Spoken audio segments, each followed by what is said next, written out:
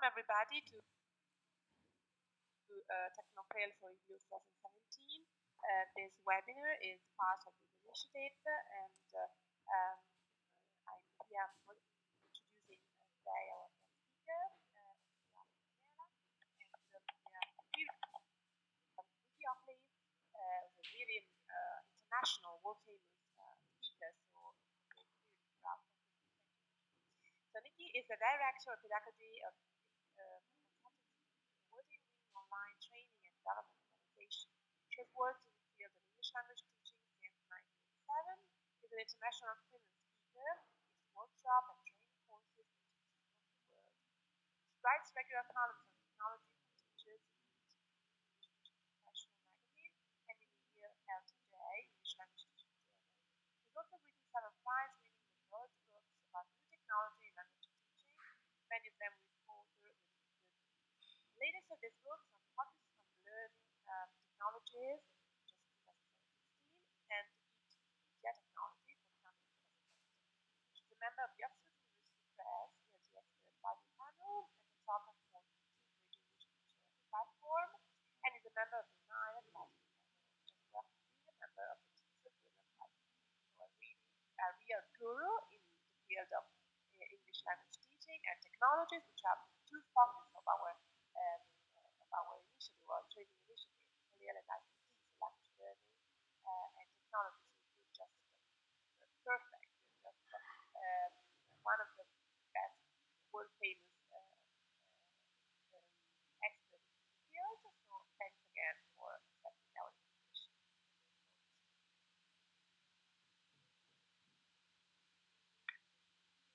Okay, well, thank you very much, Letizia, for that very nice introduction. Your audio was a little bit cutting in and out for me, so let me just first check that everybody can hear me okay. Okay, Chiara says, she says they're better audio. That's good news. Good. Okay, I am on a good ADSL connection, so hopefully it's going to hold up. Letizia, are you going to pull up my slides?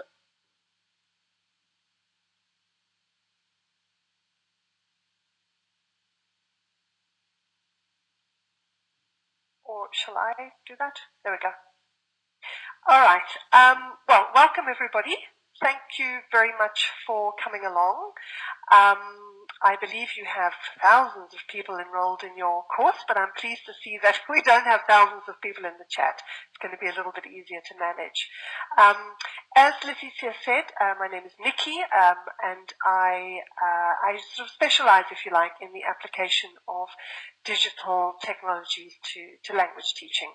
A special interest of mine is this area of digital literacy. So that's what I'd like to talk to you about today. Well, I think before we start, just to say that I'm certainly not an expert in CLIL, but the area of digital literacies is connected to CLIL and indeed to any area of language teaching, as we will see. So while I'm talking, you may want to think about how you can apply some of the ideas that I share with you to CLIL classes, because I think you're probably much more expert than I am in that. Okay, obviously the first thing we need to ask ourselves is, what are digital literacies? I'm sure you've heard the term before, or digital competence you may have heard. Could you just use the chat box there to note down a couple of possible definitions? What do you think digital literacies are? I'll try moving my microphone to see if the sound improves. I'll turn down my volume. Okay, so we have a couple of answers coming in there. Being literate in digital, yeah, okay. So we've got the ability of using technology. Digital competence would be, yes, another word for digital literacies, perhaps. Any other ideas? What does it mean to be digitally literate? What do you need to know? What are the skills involved in digital literacies? Okay, so Rosella's saying there, the audio is unstable. Sorry, Rosella, I'm on a good cable connection. If you're on Wi-Fi yourself, you may be getting intermittent audio.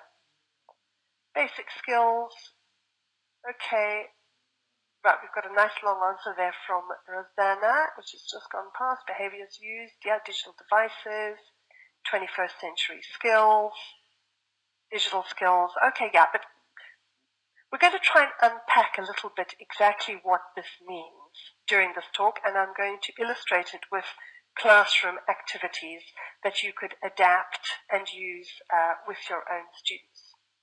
So let me start, before I give you my definition of digital literacies, let's start with an example perhaps of digital literacies in action. All right, if you have a look at that picture, you probably recognize that picture, right? Does anybody know the story behind this, what it is, where it comes from? If you just type a couple of keywords in the chat, I'll be able to tell if you've heard the story behind this very, very famous poster. Raffle says yes. Raffle, just type a few keywords there if you know what it's about. Where does it come from? I'll start telling you.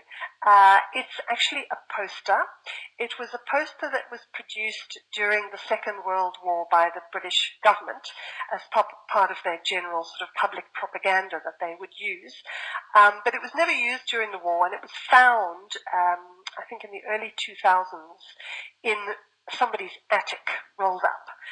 Very few of these posters were actually produced in the 1940s, but it was found.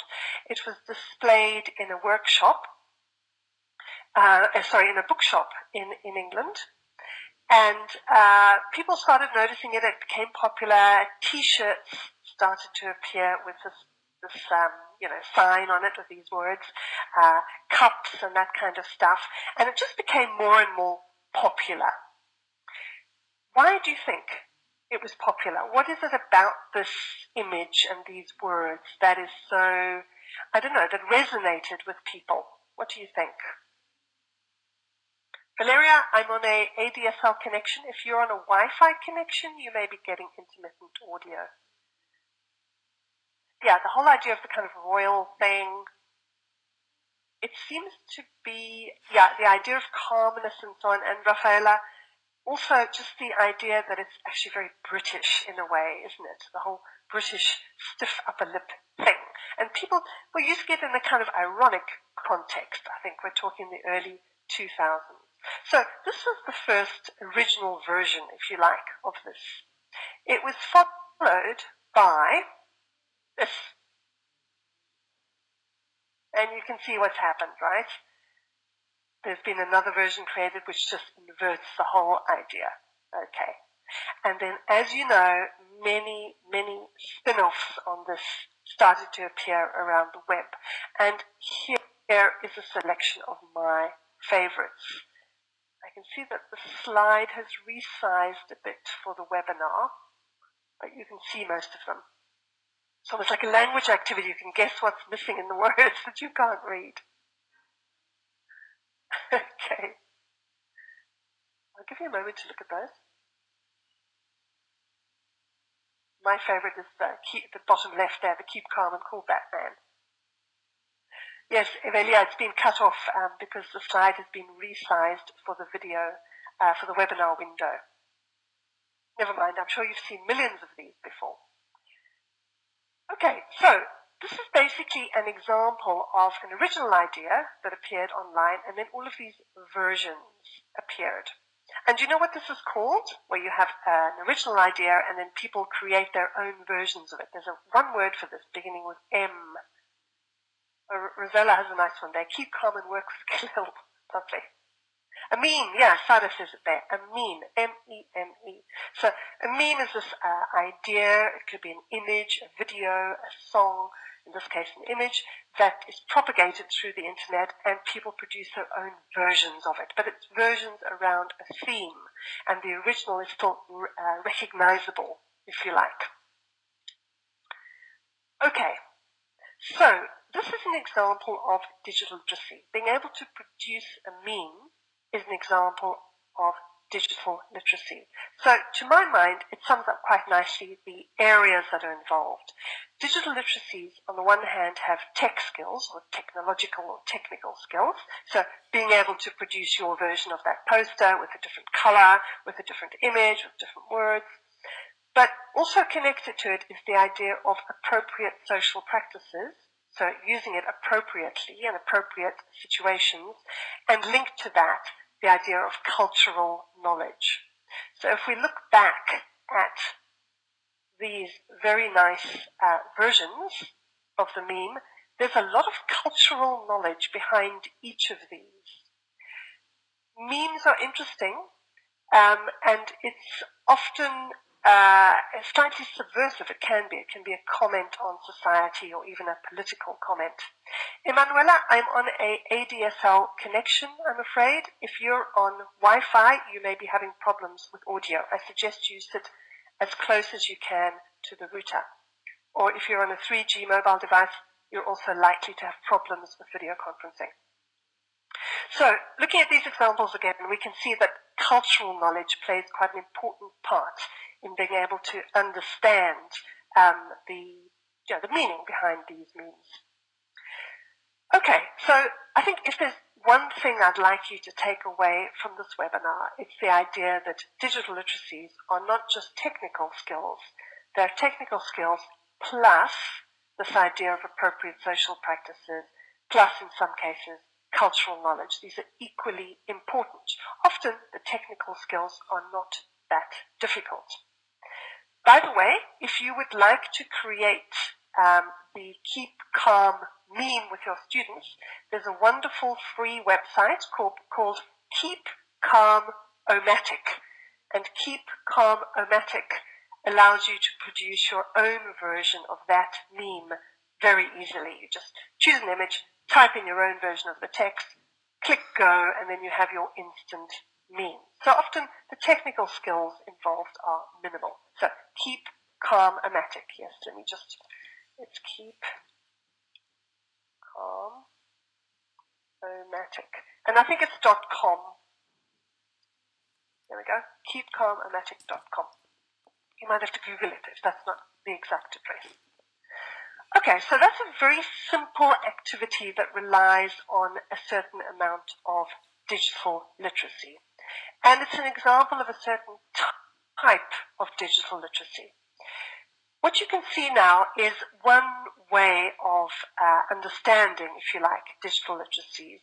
It's a framework that myself, Gavin Dudeney, and Mark Pegram, the three of us, wrote a book together in 2013 called Surprise, Surprise, Digital Literacies.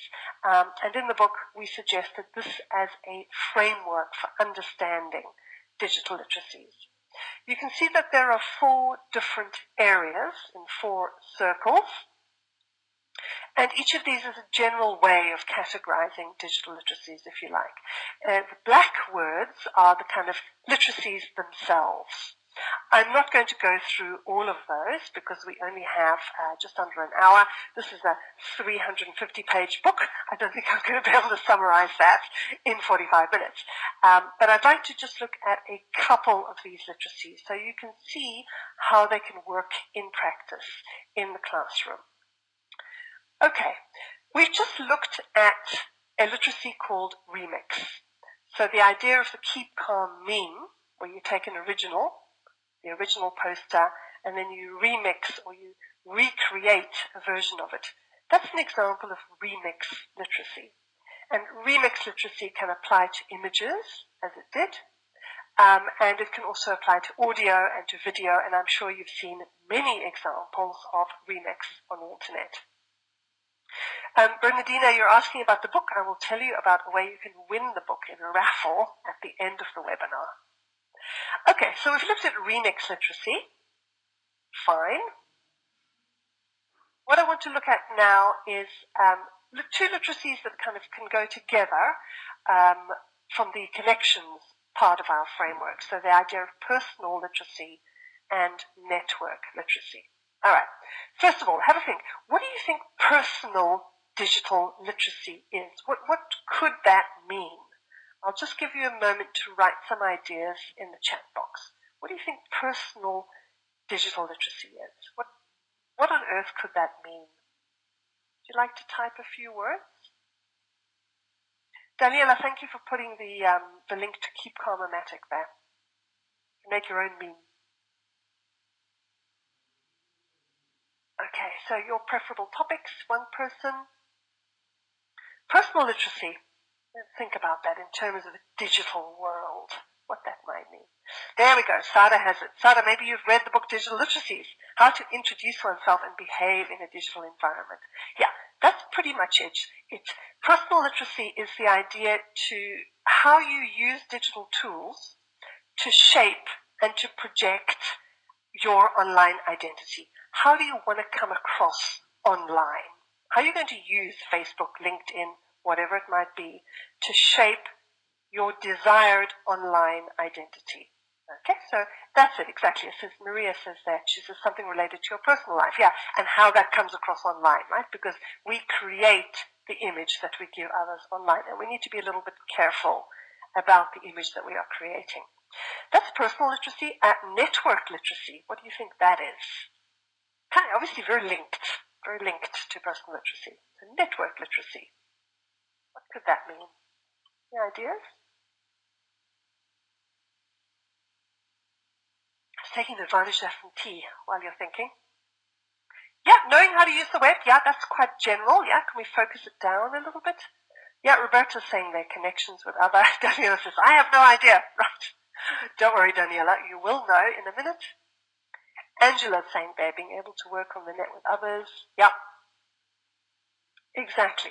Yeah, I mean, in its most general sense, I think network literacy is the ability to use networks, right, online networks, appropriately and effectively, in a nutshell. I think that's what it is. So I'd like to show you a classroom activity that combines these two literacies, personal literacy with network literacy, because often there's a lot of overlap, right?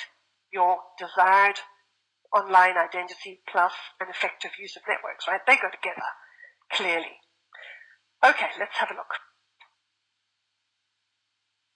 All right, this is quite effective to do in class with teenagers, and it focuses on the topic of social media. So it's a very simple activity. You basically prepare a number of cards with little problems, if you like, and then put the students in pairs or in threes. They have the cards on paper, and they turn them over one by one, and they discuss each situation. So this is a typical situation it's a possible situation that you or your students could find online. Okay, have a look at that card. Imagine that you are your teenage students, and what do you do? Let's have some advice. Keep calm and cool, Mum. That's lovely. Exactly. So several of you are saying, I don't give my personal information. Yeah. Kiara's saying we can meet in a coffee shop. Yeah. It's dangerous. Don't accept the contact. Yeah. Okay. Yes, I mean, generally, I think the point here that we're trying to get across to the students is that you don't give out personal information to people that you don't know, right? And also, if people get enough personal information about you, it can actually lead to identity theft. So it's not just the stranger danger thing that we need to worry about here. So it's basically making students aware that it's not a good idea to give out too much personal information online. I mean, your older teenagers and certainly your adult students are probably aware of this, but it's worth discussing with much younger students. So I'm going to show you just 4 cards out of a total of 12. And when we've been through all 4, I'm going to give you a link where you can find the whole lesson plan detailed, plus a link to all 12 cards. Okay, but I just want to give you a couple of examples for the moment. So here's another card. What about this situation?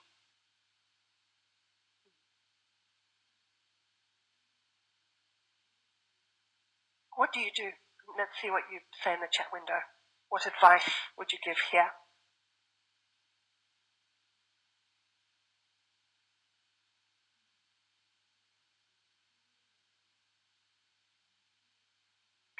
Yeah, okay, so you're all saying, delete, I ignore it, I don't click it could be a virus, I don't open the link. Yeah, sure, okay, that's because we're all fairly savvy users, but I'm sure you've received a message like this where it says, hey, look what I found out about you on the web. It's really difficult to avoid clicking on that if you think it's about yourself. It's quite tempting, isn't it? And obviously, it's most likely to go to a virus. In fact, what I do is I never open any attachments from anybody that I'm not expecting, ever, even if it looks like it's a work-related thing. And if I'm not sure, I will contact the person offline, either ring them, send them a message, or email them separately and say, did you really mean to send me this?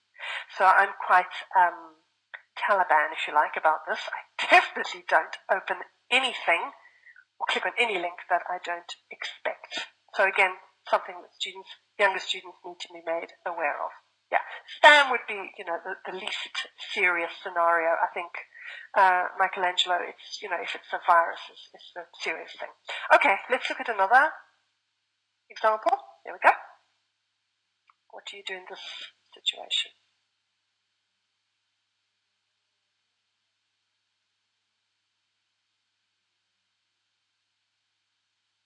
Chiara, yeah, Facebook gives you a possibility, but if it comes by email, it's less easy to... Okay, so here we go. Ask him to remove it. Maybe get angry. Yeah. Send a better picture, maybe. Okay, Maria Pina, she's not worried. It's a friend. Remove the tag. Exactly. As Gemma said there, you can remove the tag in Facebook, for example. You can untag a photo. Yeah. But of course, yes, I mean, the netiquette thing to do here is to ask people's permission before you upload a photo of them, right? This is perhaps the message to get across to your students. And of course, it does need to be removed.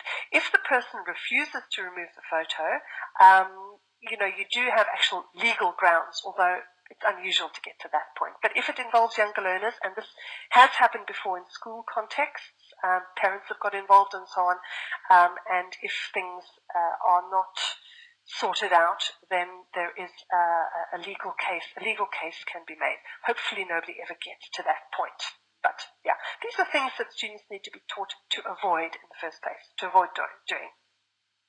I have one more card for you. There we go.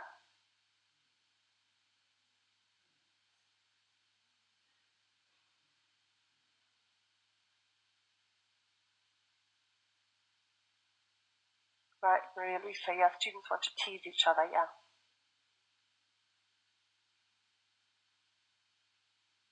Okay, call the police.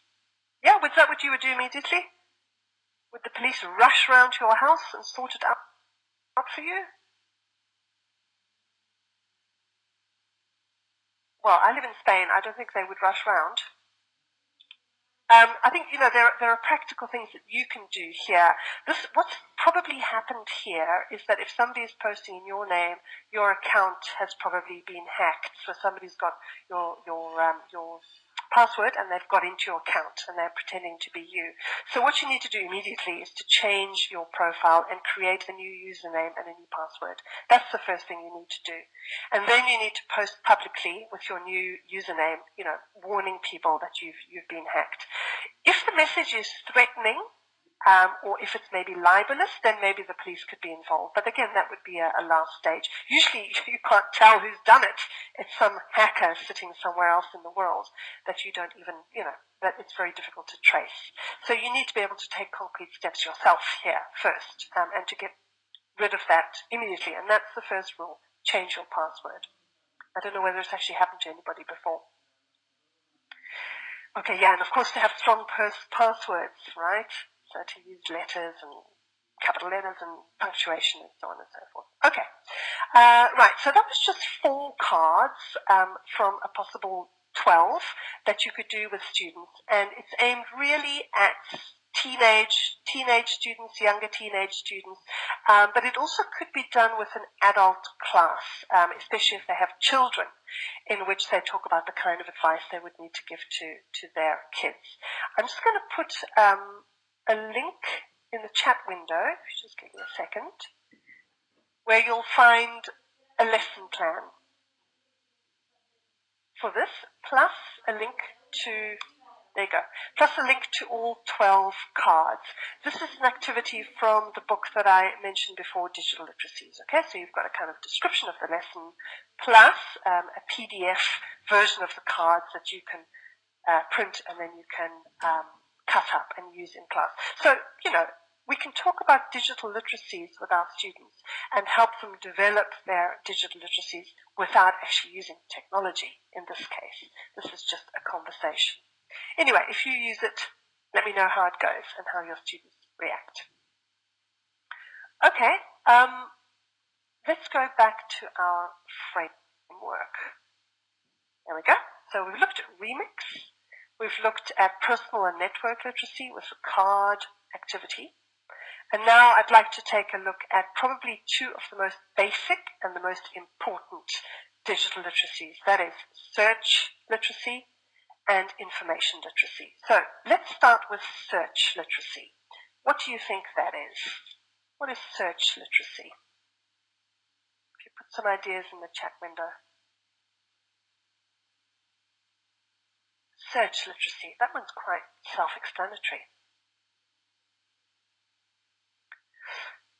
Right, there we go. Okay, exactly. It's the ability to be able to search online, to search effectively, to use the correct keywords, and so on. Yes, and Maria says Roberto says they always go straight to Wikipedia. Yes, they do. They never look beyond that, do they? Okay, that's search literacy. What about information literacy? What is information literacy? It's a little bit more of a difficult question.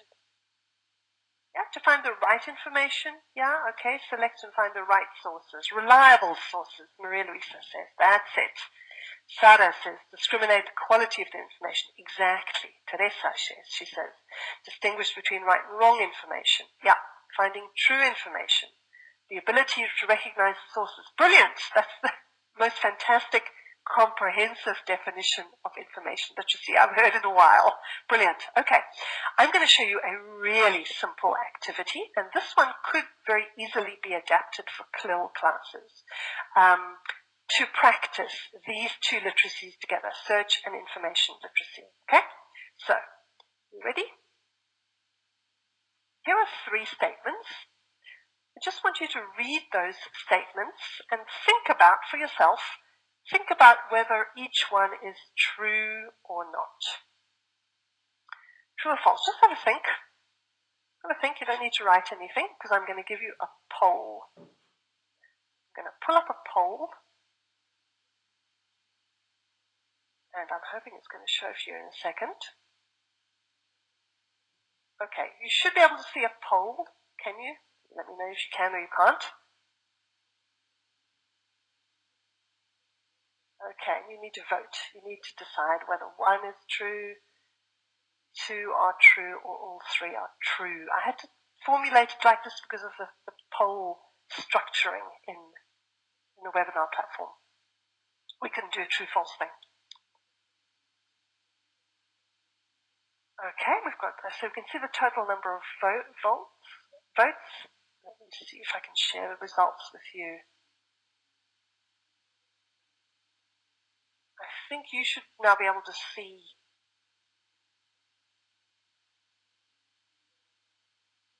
Okay, we can see the total votes, 89, and we've got 158 people.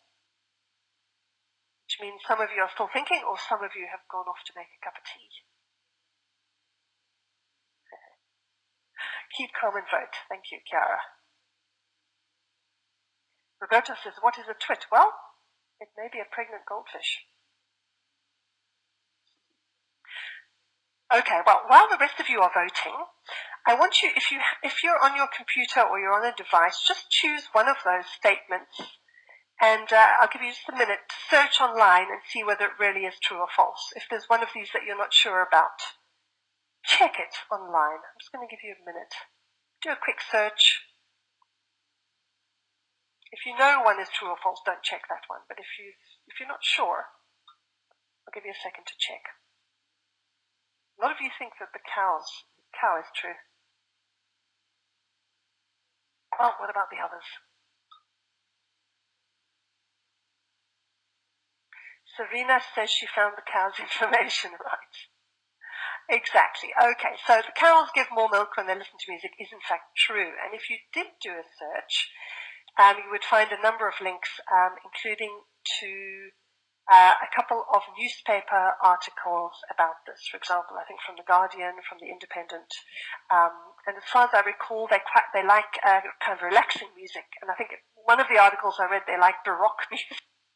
I don't think heavy metal is going to work with your cows. If you have any cows, you want to go for kind of soothing music or sort of light jazz. So the cows give more milk when they listen to music is in fact true. Correct. Okay. Let's look at the ants. Ants don't sleep. Is that one true or false? Did you find the information?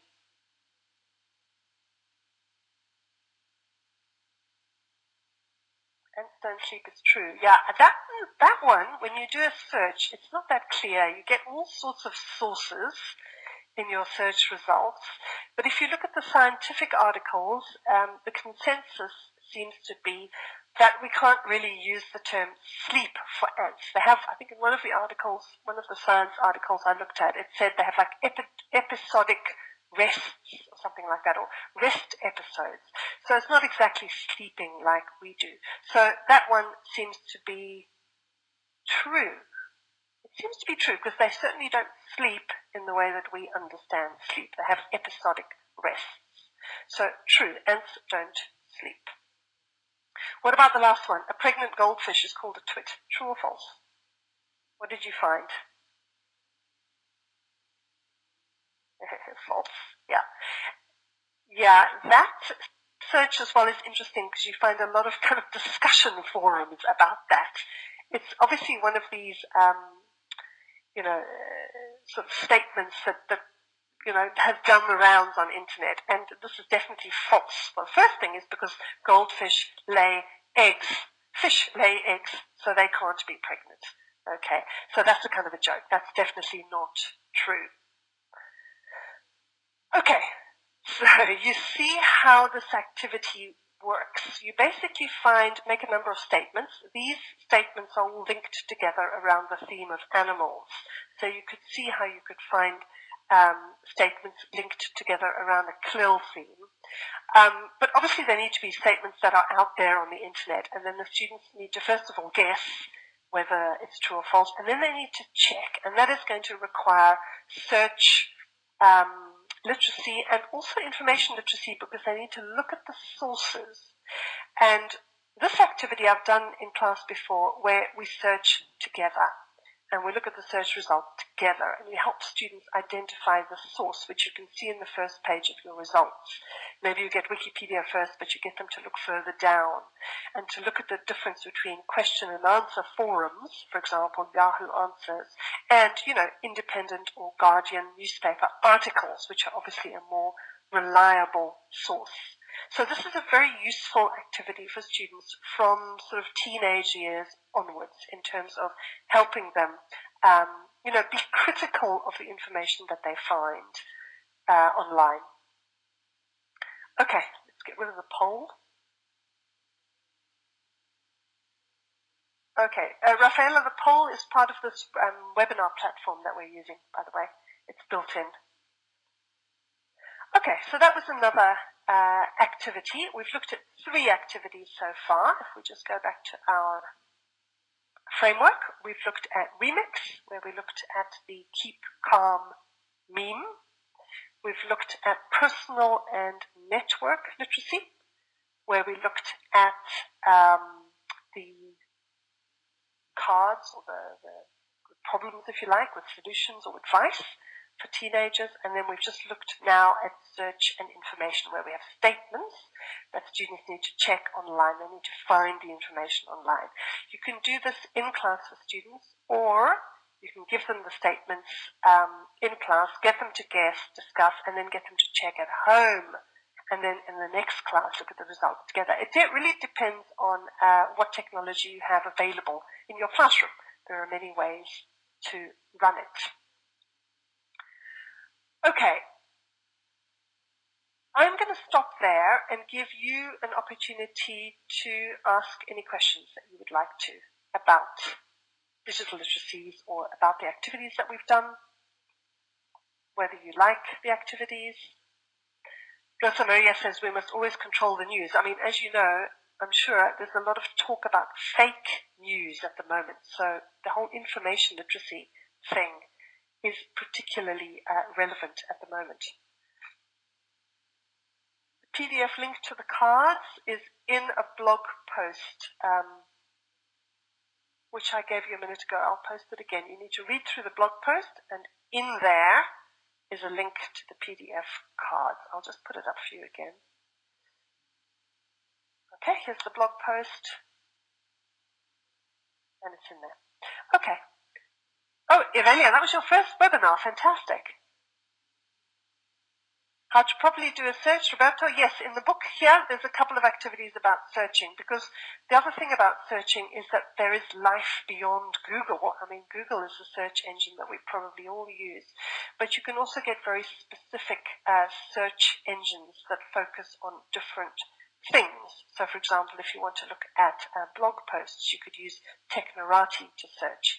If you want to look for images, then you could use Google Images, or you could use Creative Commons search engines. There are a number of different ways. Chiara says, 8-year-old, yeah, that's kind of young, but you can certainly help them with basic facts related to what you're learning about, sure. And you can also use kids-friendly search engines. Yeah, this is the time to start. I mean, it's something you want to do with students and build them up carefully. Actually, for primary school students, there's a wonderful website called, what's it called, Explorers. It's got a lot of fake information about explorers, like Christopher Columbus and, Captain Cook, who discovered Australia. And it's got lots of nonsense in there. So it's a very good site for kids. It's used in education, primary education, and it's called All About Explorers. That's right, I can't remember the name. All About Explorers. If somebody wants to look for the web link, but that's the name of it. All About Explorers, and it's, fake information, which is quite funny, and you can help kids. You can set them some questions, get them to look at the website, and then get them to check. Another good source of information, by the way, for learners is Simple English Wikipedia. You probably all know Wikipedia, but I don't know whether you know Simple English Wikipedia, which is a version of Wikipedia in English written in Simple English. So it's very useful for language learners. Okay, thank you. I don't know how to pronounce your name. Yisi, is it? All About Explorers. Thank you. There he's put the link. She or he, sorry. Do you have any other questions or comments?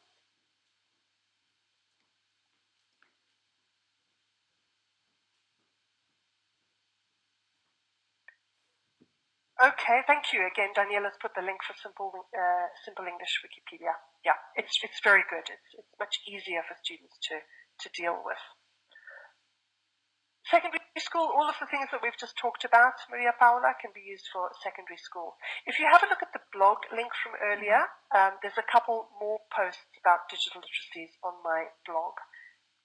But what I'm going to do is tell you how you can win a copy of any of these books. These are books that I've written either with my co-writers, Gavin Dudeney, and Digital Literacies with Gavin and Mark Pegram, and Teaching Aligned with Lindsay Clanfield.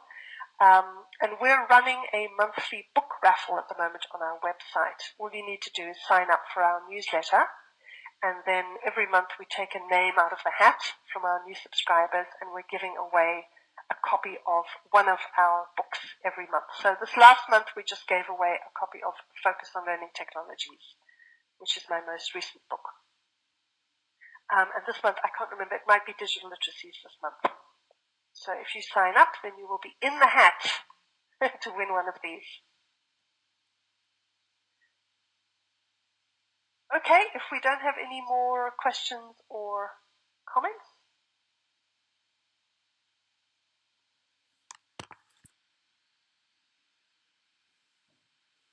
Okay, good. Well, Leticia, I don't know if you're still there.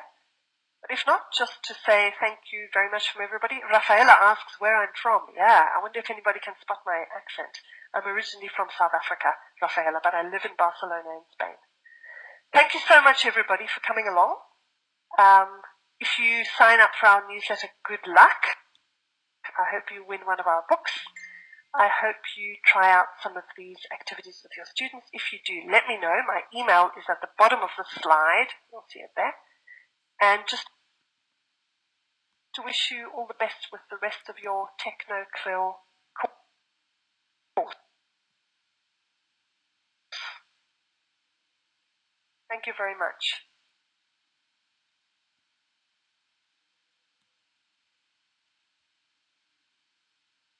And you can find me on Facebook as well. Yeah.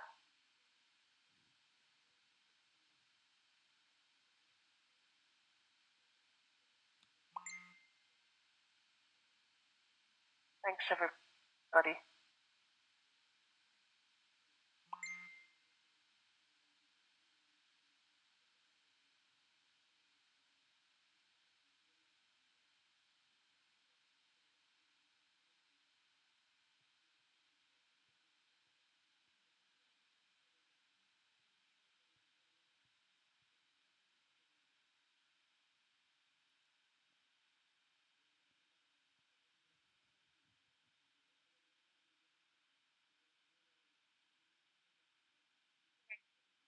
Thank you, Nicky. Thank you. Thank you for your inspiring suggestions, and thank you also for this hint about the Raffle. And of course, as I said, it's been really a privilege for us because I know how busy you are with all your international workshops and webinars and conferences. So really, really thank you. So for devoting this. Thanks, Leticia. Thank you, everybody, and goodbye. Pleasure and privilege. Thanks to our participants.